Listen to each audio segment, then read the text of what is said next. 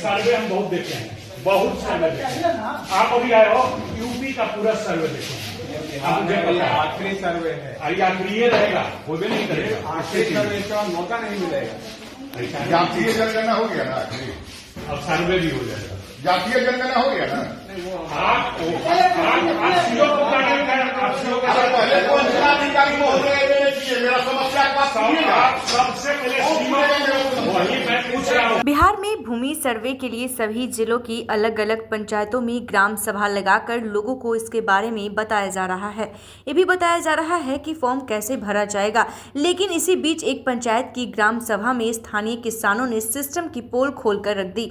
दरअसल बता दें कि तारीख 28 अगस्त 2024 जगह पटना के विक्रम प्रखंड का महजपुरा पंचायत, यहां ग्राम सभा के दौरान कानूनगो, स्थानीय पुलिस और कुछ अफसरों के साथ सरपंच और मुखिया प्रतिनिधि के साथ ग्राम सभा चल रही थी। गांव के सभी किसान मौके पर मौजूद थे। कानूनगो लोगों को बिहार भूमि सर्वे के फायदे बतला रहे थे। यहां तक कि सब ठीक था, लेकिन इसके बाद जैसे ही सर्वे के लिए फॉर्म भरने के नियम बताए जाने लगे, करीब करीब सभी ग्रामीण खड़े हो गए। सबने एक सूट से एक ही सवाल पूछा कि आखिर अंचलाधिकारी और राजस्व कर्मचारी क्यों मौजूद नहीं है।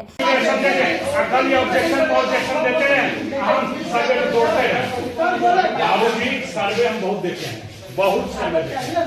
आप अभी आए हो, यूपी का पूरा सर्वे देखे हैं, आप मुझे पता है आखिरी सर्वे है, आखिरी ये रहेगा, वो भी नहीं करेगा, आखिरी सर्वे का मौका नहीं मिलेगा।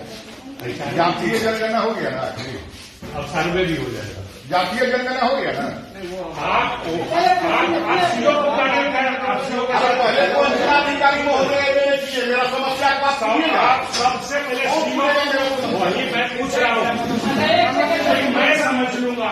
इनका एक अलग डायरेक्शन है। देखिए, आपको दे रहा नहीं, आप अलग फॉर्म दे रहे हैं, ये अलग फॉर्म है इनका। भूमि एवं राजस्व विभाग के अंदर है कि नहीं है सीओ, आप है कि नहीं है? ठीक है सर्वे तो आप इंटरव्यू कैसे नहीं है? वो हमको प्रोवाइड करेंगे सारे विषय। कौन करेगा? ले लीजिए सब, फिर हमसे क्यों मांग रहे हैं आप? तो सब कुछ कर ही देंगे सीओ। जब आपको घोषणा ही नहीं कीजिएगा तो हम खुद से पता तो फिर आगे हम पे भी आपको सिर्फ डिक्लेरेशन करना, आपको कागज में मैं चाह रहा हूँ कि आपको जो कागज दो उस पे आप उंगली न उठाएं और के पीछे मैं नहीं करूँ। मुझे पता है क्या होता है। आज अगर मैं इसको डिक्लेरेशन दे दूंगा और कल होकर के मेरे खाता के साथ प्लॉट नहीं होगा, प्लॉट में इलाज नहीं होगा, आप ही कहिएगा कि इसको ऑनलाइन करा के लेंगे। नहीं कहा था, कल ही बोला था कि हमको सर 2 दिन के सूचना आपको समय दिया जाए ताकि इसको प्रचार प्रसार हम करें। लेकिन सर के आग्रह हुआ कि नहीं आज ही होना है, तब इनसे मैंने लेटर मांगा। बिना लेटर के हम ग्राम सभा नहीं लगा सकते। तब इन्होंने सर मेरा हम लेटर मांगे हैं। लेटर के अनुसार आज जो आम सभा किसानों के समस्या के अनुसार अंचलाधिकारी नहीं होने के कारण जो हम लोग बंद किए हैं। ये सवाल यूं ही नहीं पूछा गया। आपको बता दें कि इस बैठक में महजपुरा पंचायत के किसानों ने विक्रम प्रखंड में खुलेआम घूसखोरी का आरोप लगाया। किसानों के मुताबिक भूमि सर्वे के लिए जिन कागजातों को जरूरी बताया गया उसमें लगान की रसीद भी शामिल है। इस रसीद से ये भी पता चलता है कि किस प्लॉट का मालिक कौन है। गांव वालों ने सवाल उठाया कि सिर्फ इसी गांव में नहीं बल्कि कई गांव में रसीद कटी है तो उसमें सिर्फ खाता नंबर डाला हुआ है, खेसरा नंबर गायब है, यानी प्लॉट नंबर का पता ही नहीं।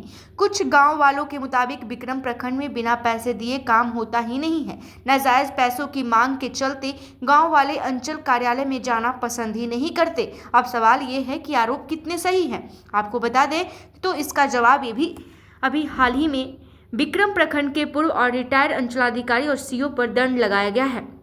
रिटायर्ड अंचलाधिकारी पर आरोप है कि उन्होंने दाखिल खारिज के 400 आवेदनों को अस्वीकृत कर दिया और फिर बाद में उसे स्वीकृत कर दिया। इस आरोप की पुष्टि के बाद ही रिटायर्ड सीओ और सीओ को सरकार ने दंड दिया। दंड का मतलब साफ है कि इन्होंने दाखिल खारिज में कैसी गड़बड़ी की, चढ़ावे यानी घूसखोरी की संभावना से इनकार नहीं किया जा सकता। नीचे आप वो भी आदेश देख सकते हैं कि कैसे देख सकते हैं कि खैर जब विक्रम प्रखंड में ग्राम सभा शुरू हुई तो स्थानीय किसानों ने सवाल किया कि रसीद कटी हुई है लेकिन इसमें खेसरा नंबर ही नहीं यानी प्लॉट नंबर नहीं है, तो फिर ये सर्वे करने वालों को कैसे बताया जाएगा।